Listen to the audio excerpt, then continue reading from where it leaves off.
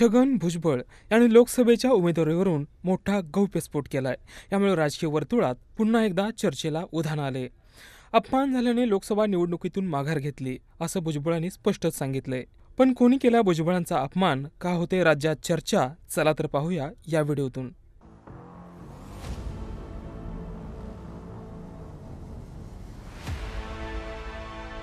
अमित शहांनी सांगितलं म्हणून निवडणुकीला तयार झालो, मात्र शेवटपर्यंत मला उमेदवारी जाहीर केली नाही, तो अपमान होता. अशा शब्दात भुजबळांनी आपली नाराजी झी 24 तासचे कार्यकारी संपादक कमलेश सुतार यांनी निवडणूक यात्रा या शोमध्ये घेतलेल्या मुलाखतीत केलाय. पुढे भुजबळ म्हणाले, मी काही मागितलं नव्हतं, मला उमेदवारी द्या म्हणून दारात येऊन पडू का? तुम्ही सांगितलं म्हणून तयार झालो होतो, निवडूनही आलो असतो, पण 1 महिन्यानंतर अशी अवहेलना झाल्याचं वाटलं. सगळ्या जगाचं नाव जाहीर झाल्यानंतरही माझं नाव जाहीर होत नाही, म्हणजे तुम्हाला करायचं नाही, तुम्ही सांगितलं म्हणूनच तयार झालो होतो, तो अपमान समजून मी माघार घेतली, असा खुलासा छगन भुजबळांनी केलाय.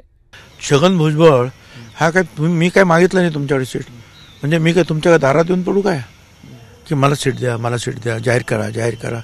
तुम्ही सांगितलं म्हणून मी तयार झालो होतो आणि निवडूनही आलो असतो, परंतु 1 महिन्यानंतर काय अशी अवहेलना झाली असं मला वाटलं. भुजबळांच्या या गौप्यस्फोटाची चर्चा राज्यभरात सुरू आहे. अशातच आज गिरीश महाजन यांनी भुजबळांची भेट घेतली. त्यानंतर भुजबळांची भेट कशासाठी, नाराजीवर चर्चा झाली का, असा सवाल उपस्थित झाला. यावर विचारले असता गिरीश महाजन म्हणाले, मोदीजींना पंतप्रधान बनवायचं आहे, 400 पार जायचं आहे, असं असताना नाराजी आहे का, मनवायला आले आहेत का, या गोष्टी निरर्थक असल्याचं त्यांनी सांगितलं.